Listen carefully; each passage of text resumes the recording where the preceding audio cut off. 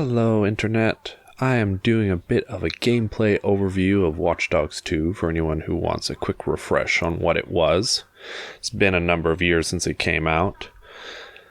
If I was to summarize the game, I'd say it's taking most of the philosophy behind Human Revolution, but setting it in Grand Theft Auto 5, complete with amazingly cringy cutscenes.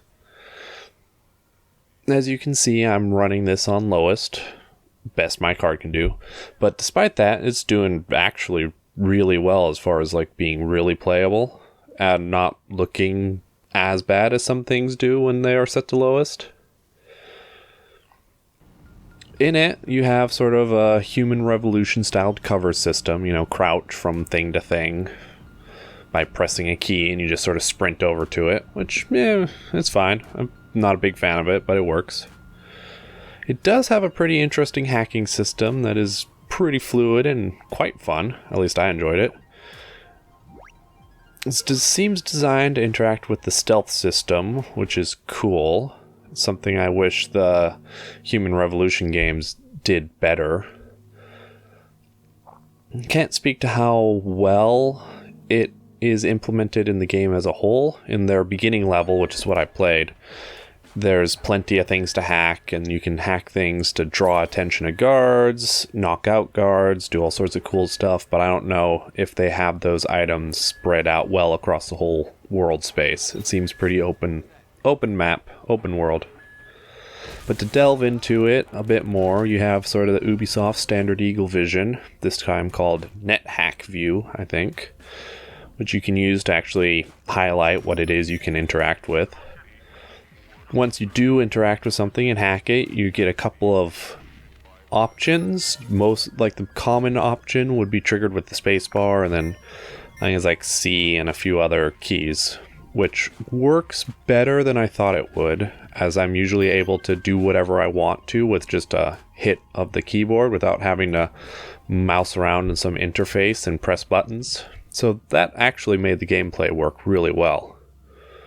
Combat-wise, I only saw non-lethal options, a little taser hand thing that shoots amazingly far and somehow puts people to sleep, so I guess it has a sleeping dart tucked away in there somewhere.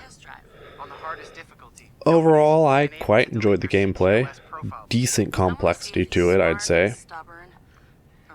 My only real complaint is the truly cringy portrayals of pop culture that are there throughout the thing. But that aside, I'll leave you with this little cutscene that I quite enjoy and definitely highlight some of the Human Revolution links that I've been mentioning. Hope you enjoyed this, and if you did, please leave a like and comment if there's anything in specific you want to see. See you next time. In 2013, Chicago realized the promise of smart cities with CTOS, a citywide operating system merging big data with surveillance, security, and transit programs. With a few hundred lines of code, hackers were able to hijack its central servers and cripple the entire grid.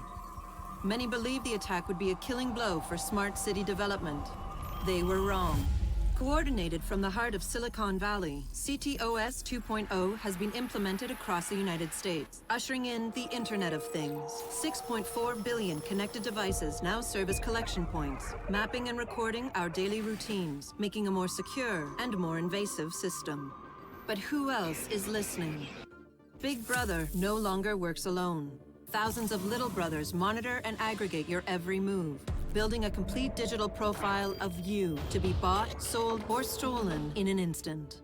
Toys study your children, reporting their play habits back to marketers. Appliances, consoles, and home security systems give corporations a window into your private life. Control of your vehicle and mobile device can now be breached remotely by anyone at any time. You may think that you are immune or underestimate the risk, but your digital shadow is already compromised. Insurance companies use algorithms to monitor your life habits and limit or deny coverage. Health providers determine if your cancer is worth treating. Search results and news feeds are skewed to bias mood and influence your vote, engineering social uprisings on a massive scale. You are now less valuable than the data you produce.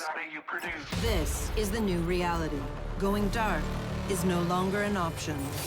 With threats to personal freedom rising, many are stepping forward. Whistleblowers, activists, and hackers have drawn their battle lines, putting the establishment on watch. But are they threats themselves, or have they become freedom's last line of defense? Freedom's last line of defense.